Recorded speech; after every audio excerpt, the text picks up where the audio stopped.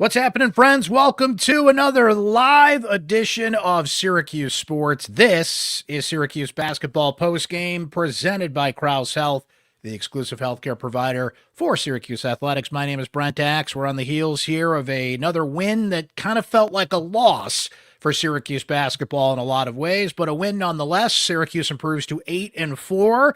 They will conclude non-conference play Monday night at the Dome against Stonehill and then take a little holiday break before they take on Clemson to start ACC play. And oh, guess what? Donnie Freeman is on track to return for that game. So some good news there for the Orange. Donnie, once again, did his kind of, we're still on the ramp. We're ramping up. He's doing the pregame. My man's out there dunking during pregame. I mean, I'm not Dr. Axe. I just play one on a podcast. He looks pretty good to me, and he looks like he is ready to come back. So we're going to see Donnie for Clemson. I think he's going to do the ramp-up routine again come Monday night against Stonehill. Probably will not get into that game, but we will see Donnie for ACC play, which starts on New Year's Eve at the Dome against Clemson, a game that may or may not be a quad one opportunity. We'll have to see when Syracuse gets there to that one. But I mentioned that this one felt like a loss. We're going to go over that a little bit. We're going to hear from our Syracuse Sports Insiders coming up in just a bit, because being a Syracuse Sports Insider gives you direct text message access to me anytime. Not too late to sign up for a little holiday treat for yourself or a nice little stocking stuffer for the Syracuse sports fan in your life to be a Syracuse Sports Insider, which is just $3.99 a month. And then you can try it free for 2 weeks before that, by the way. And that gives you direct text message access to me anytime, including during games.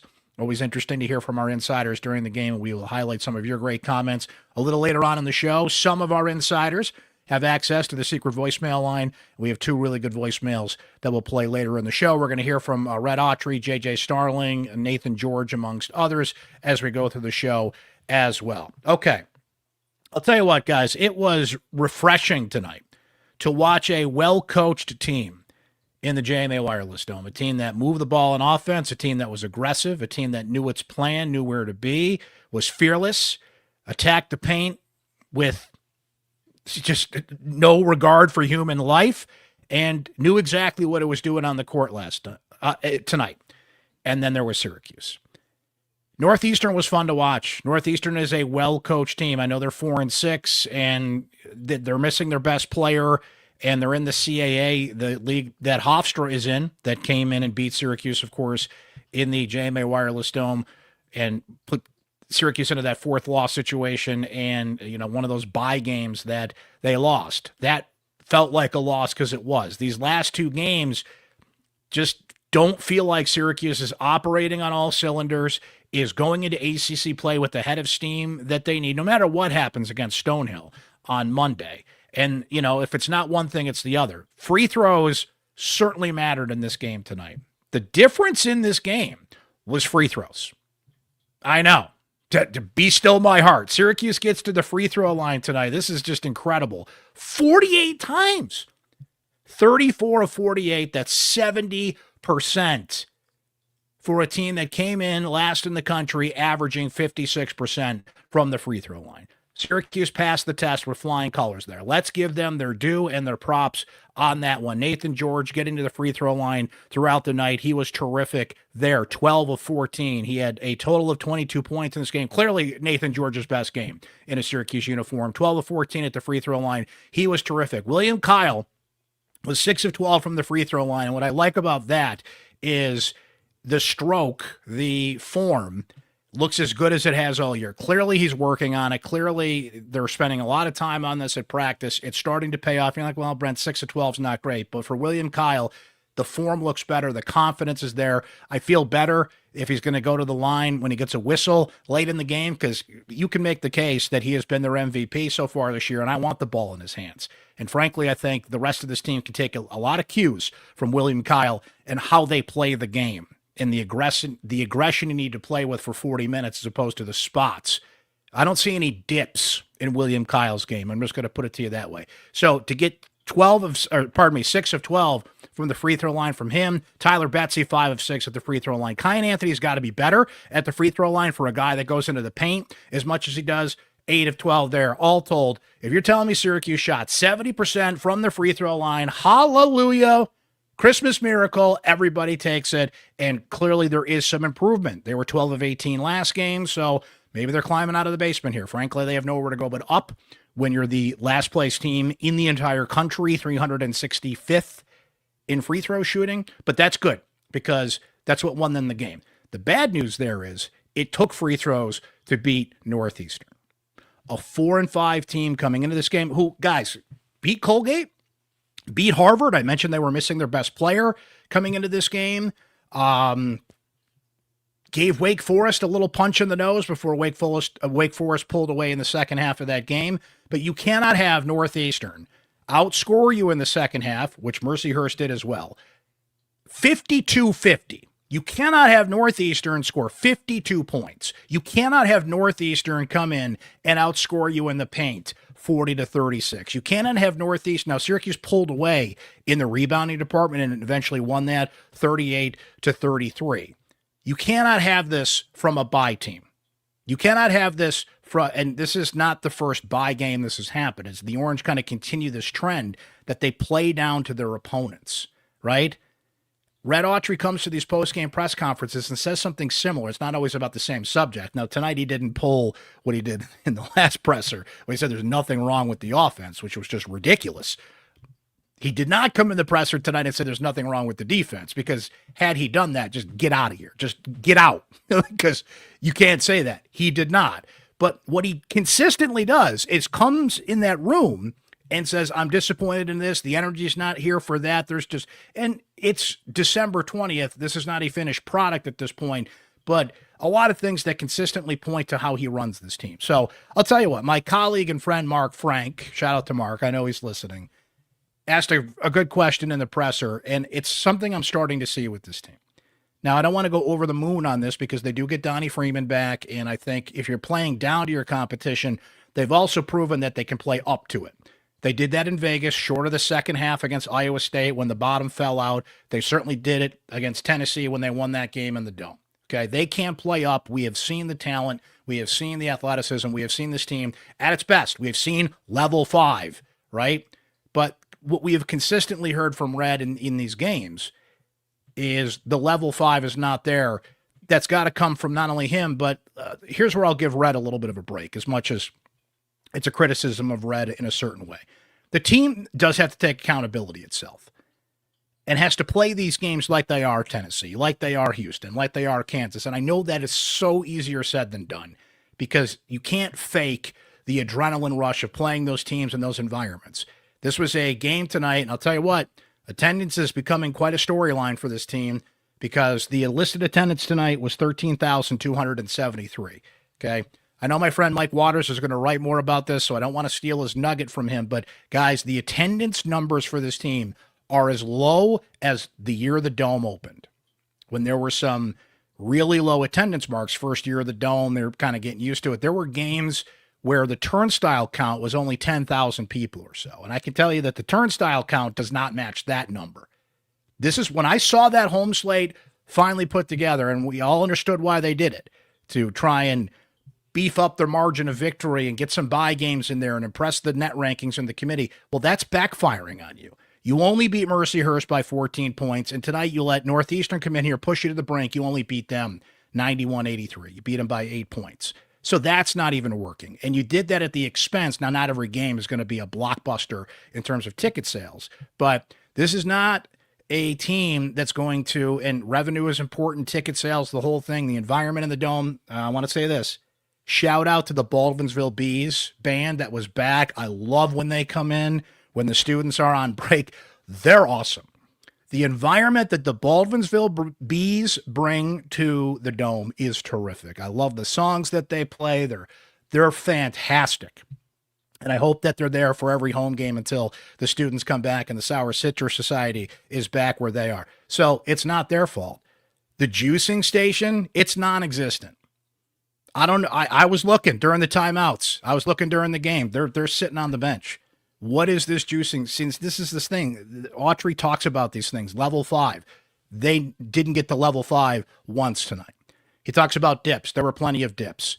Northeastern played at level 5. Northeastern would get the ball, zip up the court, and Syracuse, time after time after time, is trailing on defense. Northeastern attacking the paint. I mentioned you can't have Northeastern beat you in the paint.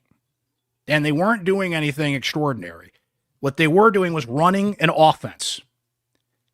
And then you look at Syracuse, and it's still a team that has no structure, has no discernible offense, is making it up as they go along, and is winning games like this just on sheer athleticism. Now, again, credit where it's due. Free throws were great. George was great. Tyler Betsy and Kyan Anthony off the bench were great. Kyan, I think for the second straight game, played a smart game. He was saying it tonight a little bit in the locker room that he knows what his role is, and he's got to buy into that role. He takes what the defense is giving him. He's got to be better at the free throw line.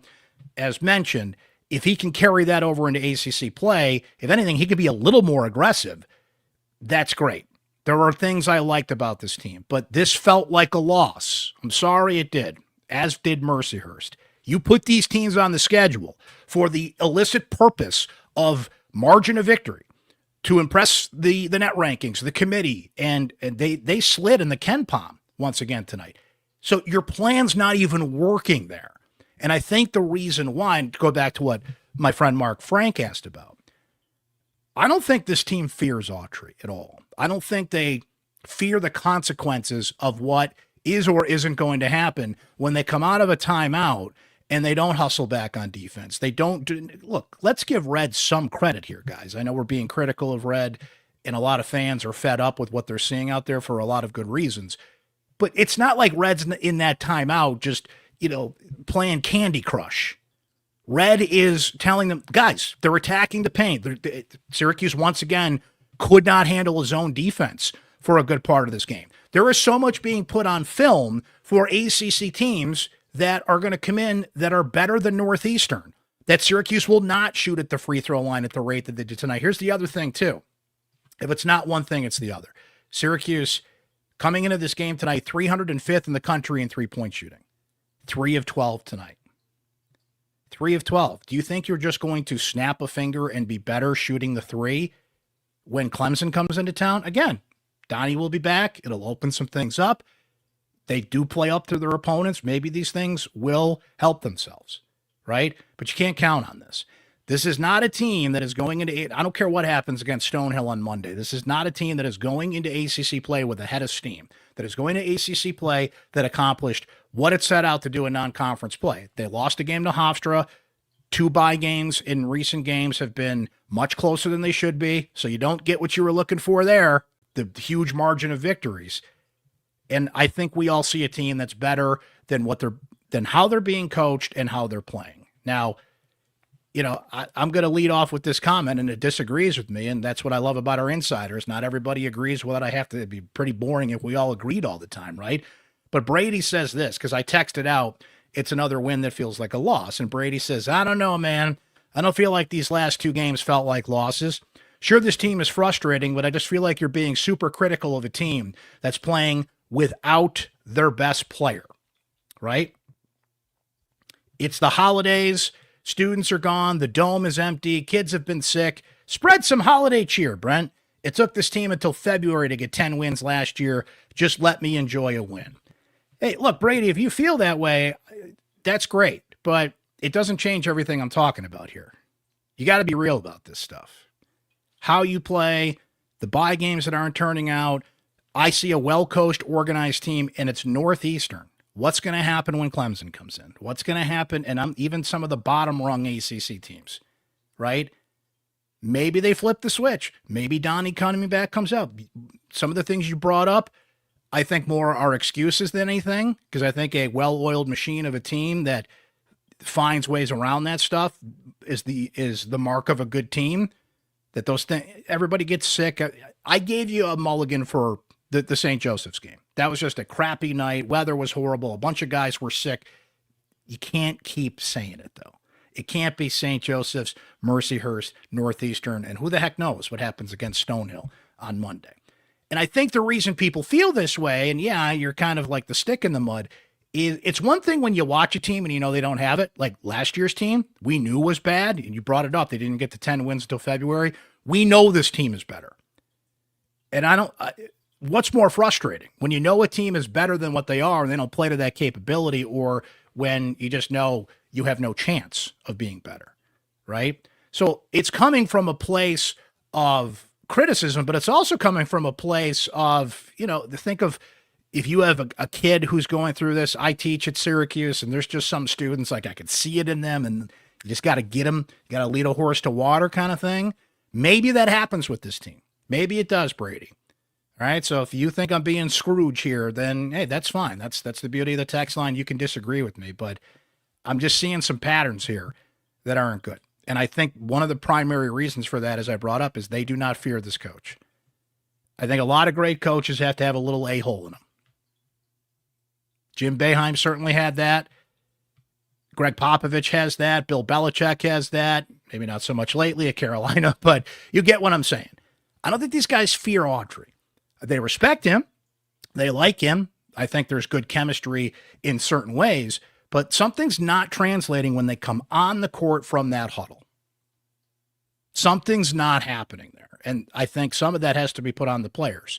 So we'll see if Donnie Freeman's the magic elixir and just the adrenaline of being an ACC play once they get through their holiday break, right? So short-term pain, long-term game. We'll see.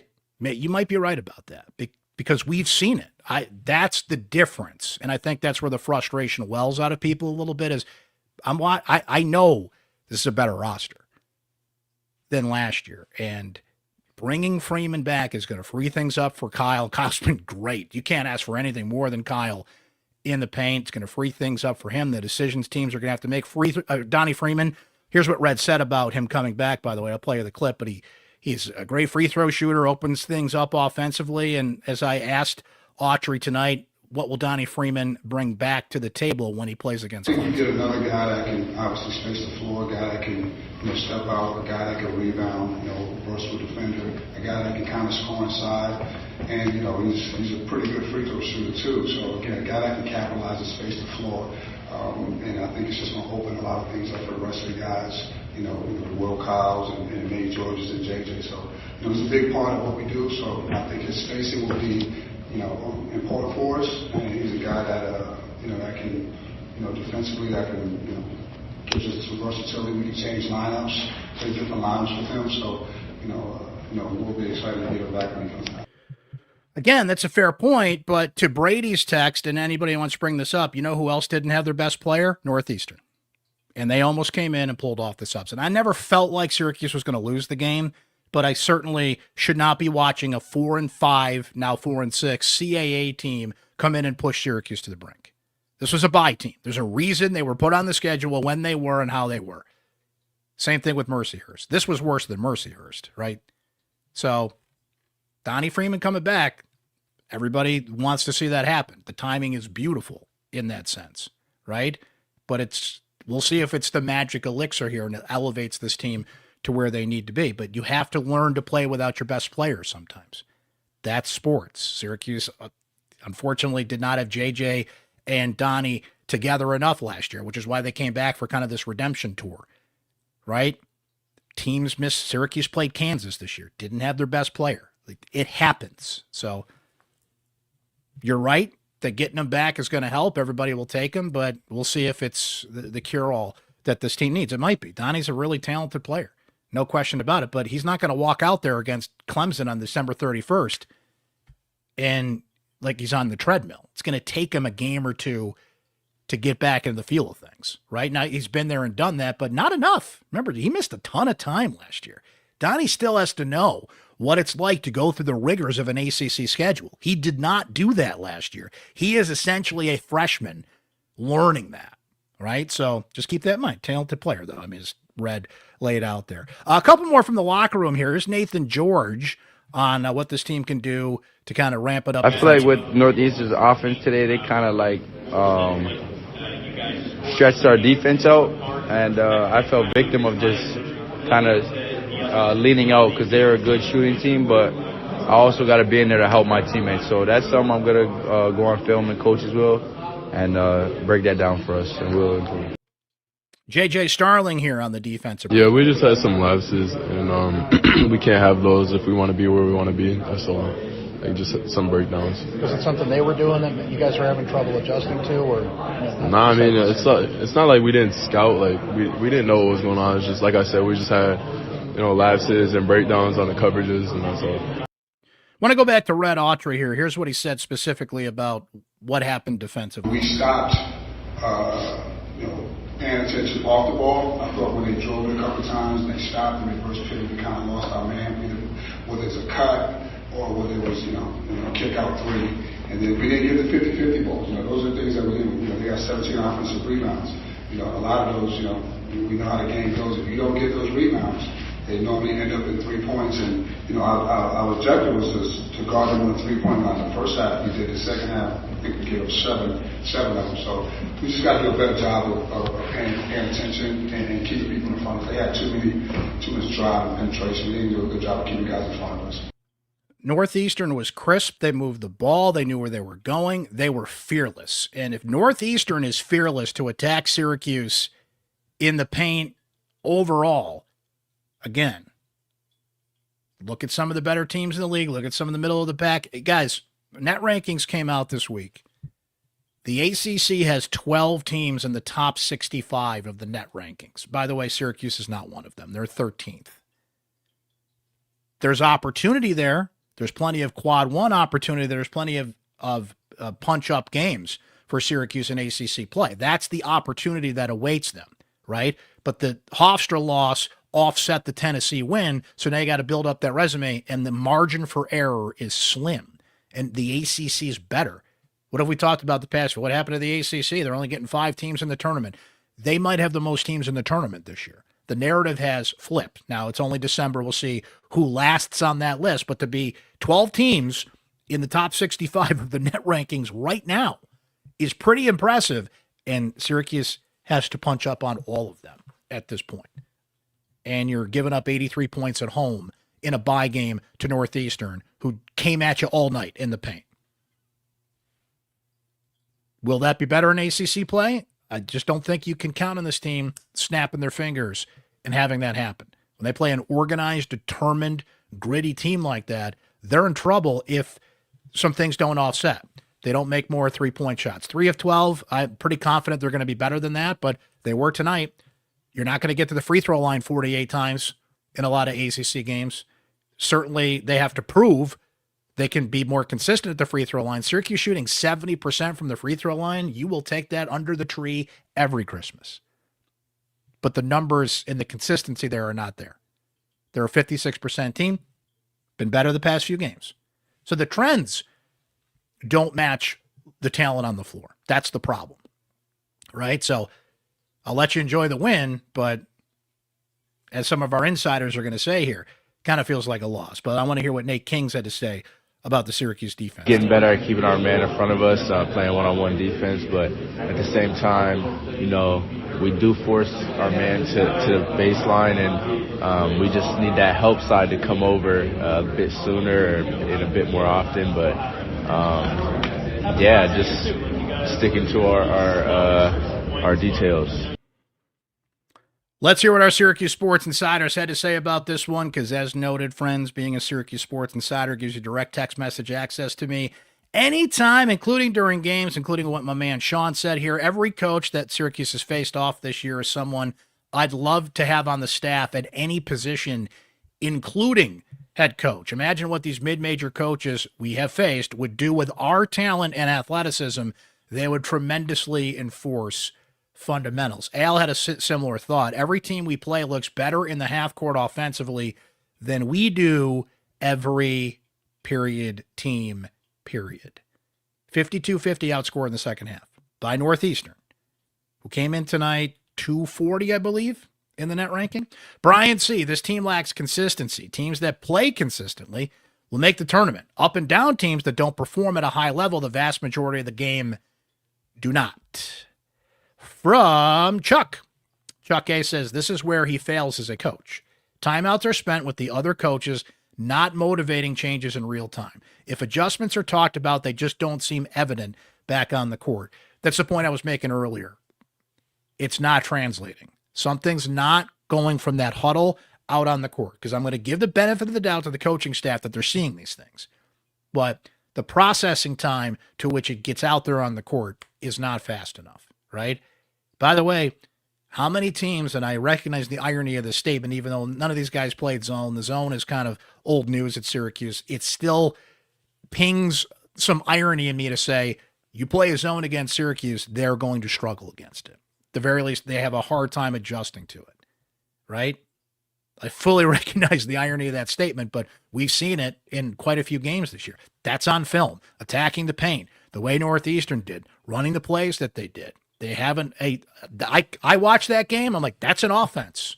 I see the offense. I see the ball movement. I see guys that know where to be, the spots, shoot. That's the guy that's supposed to shoot. Is supposed to get the ball. That, like, I see it. With Syracuse, it's just jazz. Just go down there and hope you make a song out of this possession. Harrison. It appears Syracuse refuses to get better at one thing and stay good at the others. Better free throw shooting. George comes alive. Kyan slump ends, but the defense looks terrible. It's not one thing, it's the other, right? Doug H says you could pretty much mark it down that this team will not make the tournament this year. Axe. Reds gotta go, and I wouldn't mind it happening this season. And what exactly is he doing, by the way?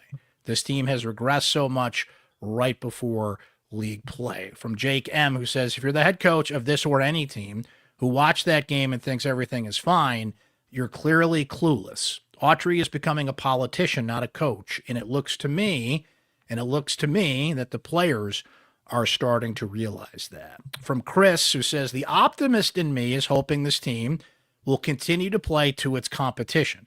But Syracuse doesn't really seem to have the hunger or desire to play beyond, that's fine. Is it coaching? Is it players? Autry is right. They have the ingredients, but they lack a chef. From Pete R., who says, for a team that's supposed to be known for its defense, I think Red has to find something new to serve at the juicing station. Yeah, that juicing station, they're pretty quiet. Was the Orange Julius machine broken tonight? You know how you go to McDonald's all the time and the ice cream machine isn't working? Was the juicing machine not working tonight? They're not doing their job. Right? I thought that Noah Abdel, what's going on, man? You're supposed to be the captain of the juicing station, getting everybody going over there. They're all sitting around the whole time. As I mentioned earlier, it's a good thing the Baldwinsville Bees band was there. They were the juicing station tonight. Michael C., regardless of the outcome of this game, the Orange should be embarrassed, combined with the quote-unquote Mercyhurst effort. From Jeff L., if Donnie can somehow light a fire under the rest of this team beyond his own performance, that could make a difference. Maybe a basketball version of Kyle McCord, whose command on the field made every player on the field better and smarter. They're not getting it from Autry right now. They're just not. They do need it from a player. Then I'm kind of wondering about JJ in that case too. I think JJ's got to be smart about this. You don't want to, punch a hole in the blackboard if it's going to fall on deaf ears, especially with, look, there is some, guys, we're all kind of winding down, right? It's holiday time, got some time off coming. Maybe you're traveling for the holidays, whatever the case may be. You just kind of reach a certain point in time where you're like, I am in full blown holiday mode, right? End of the year. It's hard to get other people to kind of like, everybody's just checking out. I get it. Monday, we're going to see it. These guys can see they got a break coming, right? And they do need it. I think everybody needs a little breather, and then you ramp back up after Christmas for a holiday game. New Year's Eve is when they play Clemson. I've seen plenty of teams over the years, especially that last game before the holiday break, that let's just say they're not all in on who's in front of them. I get it. So I don't want JJ to give that speech before that game, but what does he say to this team? It's not a criticism. I'm openly asking the question. What do you say to this team as their leader, as their captain, who's been through the ACC wars, as admittedly, as we played the clip earlier, seen some lapses in defense and some other issues that this team has. So if Autry's message is not connecting in the ways that it needs to, then the players need to, I don't want to say take matters into their own hands. That sounds extreme, but maybe that resonates more. As Jeff's comment said, Donnie. Now, Donnie has not been through the ACC wars, but they respect him as a player. So who takes command there? Nathan George is the point guard, has certainly been through the ACC wars. There is experience on this team, combined with some guys that have played. Tyler Betsy's played at big time basketball. Nate Kings has played at a high level, right? In a Power 5, Power 6 conference. Kyan Anthony is not. He's got to learn that, but I think his talent will kind of override that in some ways in the one-on-one matchups there. With him, Kyle played at UCLA. Like, you have guys that have done it. Last year's team, the only guy that really had that experience among, of the newer guys, the transfers, was Eddie Lampkin, right? So what's that message? And if they do play up, if they punch up, and if they play up or down to their competition, well, it's all up from now on after Monday. So you got one more kind of go through the motions type of game, if that's what you're going to do. Maybe they come out and beat Stonehill by 50 Monday. That'd be nice to see. I saw the women's team beat Mercyhurst 106-40 the other night. Now, they had a great crowd there. It was school day and different circumstances. Mercyhurst's women's team was 0-10 coming into that game, a lot worse than the men's team. It's not an oranges to oranges comparison, if you will, but that's what you're supposed to do in these games. That's why you put them on the schedule. You put these games on the schedule as bye games for margin of victory, specifically. And in the last two, you have not attained that. So you got one more shot to do it before you take a deep breath, enjoy the holiday, and then get ready for ACC play. Because ready or not, here it comes. We are 11 days away. At a time of the year, by the way, everybody loses track of time. That week between Christmas and New Year's, I hope I remember to show up for that game. You don't know what time it is. You don't know what day it is. You've eaten a lot of cheese and cookies and all, and you're just like, what? What? Is today Wednesday? Is it the new year yet? Like, you lose all track of time. I get it. We've all been there, but they got to find themselves a bit before ACC play starts. And getting Donnie back the timing of that's good. The timing of that is good, right? But I don't think Donnie Freeman walks out there in midseason form on New Year's Eve, but it will open some things up and help this team. No question about it. So it felt like a loss, but there were a lot of good things out there tonight that we noted, but it's a yin and yang thing. You fix this, this is bad.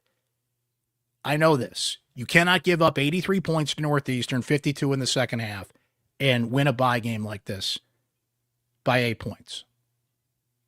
So that kind of washes out. What did you accomplish from this? That was the main objective of scheduling these games. And 2 games in a row, they have not done that. So we'll see if they do it Monday against Stonehill. That's when we'll join you again here on Syracuse Sports Live, our next Syracuse basketball postgame show. Again, just programming. I was just talking about that week in between Christmas and New Year's. So here's what the schedule is going to look like. We will do a postgame show Monday night after Syracuse and Stonehill. Then I'm going to take a little bit of a holiday break. And if I remember to show up on New Year's Eve, if I remember what day it is, our next postgame show after Monday and our next episode of Syracuse Sports, we're going to take a break on the pod as well, will be New Year's Eve when the Orange take on Clemson. So spend your New Year's Eve with me. Who else would you rather ring in the new year with, right? I don't think we're quite going to make it to midnight on the post-game show that night. We'll duck out of the way so you can enjoy. Who is it now? Who does the show? I want to say Dick Clark, my man Dick Clark, Syracuse alum, of course. But is it Seacrest who does it now? I don't even know who does the New Year's Eve show. I don't stay up that late for the New Year's Eve show anyway. Usually like 10 o'clock's my midnight. And then Happy New Year, kids. But that's when we'll be back, when Syracuse takes on Clemson after our Stonehill post-game podcast Monday. So 2 more shows this year, if you will. Monday night, Stonehill, then New Year's Eve for Clemson. The transfer portal is going to open up shortly after that 10-day window between January 2nd or is it 11 days? January 2nd to the 13th, I believe, is the transfer portal window. Syracuse football needs a little more incoming than outgoing these days, and we'll start to see that when the portal opens. So, man, we are going to be hitting the ground running in the new year with ACC play underway and the transfer portal open in football. And we'll have you covered here on Syracuse Sports on all fronts. Please subscribe. Please follow. Please like all the good stuff wherever you take in the podcast, Spotify, Apple, YouTube, so you don't miss a thing. We love it when you join us live, but you can listen and watch on demand when you want. my friends. That'd be a great Merry Christmas gift to me in addition to becoming a Syracuse Sports Insider. So let's close out with a couple voicemails here. Syracuse Sports Insiders get access if they ask nicely. I was just watching A Few Good Men the other night. You got to ask me nicely. Colonel Jessup, sir. If it's not too much trouble, we'd like a copy of the transfer order. If you ask me nicely, you want answers, you want the truth, you want the secret voicemail line, you got to ask me nicely, Caffey. Who's going to do it? You, Lieutenant Weinberg? I'll go on a rant if you let me go here. Voicemail number 1. What do we got here? Brent, what happened to the team in the first 4 games of this year that was blowing out non-conference teams? It's like we beat Tennessee, and these college kids have been partying for the last 2 weeks, and just the hangover hasn't stopped. Problem with this team, I know, it's the coach. We all complain about the coach, but the fact of the matter is when Boeheim was here, Autry was the good cop. Boeheim was the bad cop. Now you have a head coach that's a good cop, and you think Alan Griffin's the bad cop? Absolutely not. So you have good cop coaching. You have no accountability, and you just can't go on like that. It's not going to work. Donnie Freeman is going to make all the difference in the world. I don't think so. I hope this team makes the NCAA tournament, but is he that big a difference? I hope he is. I really hope he is, and thanks for taking my message. Thank you. Great voicemail. It's a great voicemail. It was kind of the point I was making earlier about I just don't think these guys fear the repercussions if they don't go out there and execute. The good cop, bad cop analogy is a great one. It was Boeheim and Hopkins, then it was Boeheim and Autry. Autry used to be the good cop. These are all his guys. Nobody on this team remembers him as an assistant coach. These are all his guys. There is a missing element there, not only from him, but this entire staff of that. Their new strength coach is somebody that, man, that guy, if he walked in this room, speaking of Colonel Jessup, he walked in this room right now, I'd be doing 50 push-ups. So they have some of it on, but there is no fear. As far as I know, I'm not at practice. I hear how intense the practices are, and Autry said tonight at his post-game press conference, they know the expectations that he has of them. I understand that, but it's not translating from one thing to the next. Voicemail number 2. Hey, Brent. Not that Jim B. I guess happy for the win. Got to give Nate George some props. I've been critical of him. He really showed out today, and William Kyle with his standard 100% effort. But that's kind of where it ends. I'm starting to wonder this team, like, you mentioned the other night, they're sleepwalking out there. And is it coaching? Is it the players? Maybe it's a combination of both. Still don't see any type of offense. They scored a bunch because they outshot themselves from the line, but just got by these guys because they're more physical. And I think the telling stat is they scored 91 points. They had 8 assists versus Northeastern had 19 assists. Just kind of a lack of effort out there. Let's just hope that they come out on Monday before the layoff and start ACC and go 100% from tip-off to final whistle and win a big game. But they haven't done it yet. Let's see what happens on Monday. Yeah, you want to do that. Thank you, not that Jim B. If you drop the hammer on Stonehill and now you're off for 9 days before you start ACC play, leave people with a better taste in their mouth. You don't forget what happened tonight. You don't forget what happened against Mercyhurst, and certainly not against Hofstra. You forgive but not forget in that case, though. You just want to see this team go out and do what they're supposed to do in these bye games. Drop the hammer on them, and not that, don't take this the wrong way, guys. The crowds have been kind of quiet at the Dome, and I mentioned the attendance issue that they're having. I'd like to see a crowd leaving with like 12 minutes to go because Syracuse is up by 40. I don't think that's too much to ask against Stonehill and some of these intentional bye games that you put out there. Other great point that you touched on there, Jim, was the assists.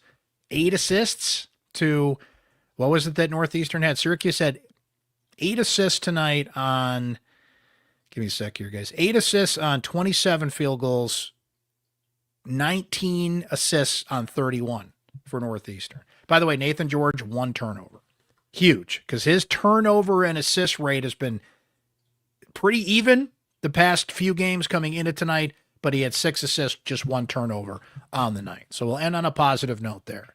You want to see Nathan George continue that, certainly, not only into Monday, but into ACC play. Thank you, guys. Great to have you here on this Saturday evening. Thanks for listening and watching to our live edition of Syracuse Sports, Syracuse Basketball Postgame. Big shout out to our Syracuse Sports Insiders. We'll be back Monday night after the Orange, take on Stonehill and before our little holiday break. Hope you can join us then, but thanks for hanging tonight here on Syracuse Basketball Postgame. It's all been presented by Krause Health, the exclusive healthcare partner for Syracuse Athletics. My name is Brent Axe, and we will talk to you next time.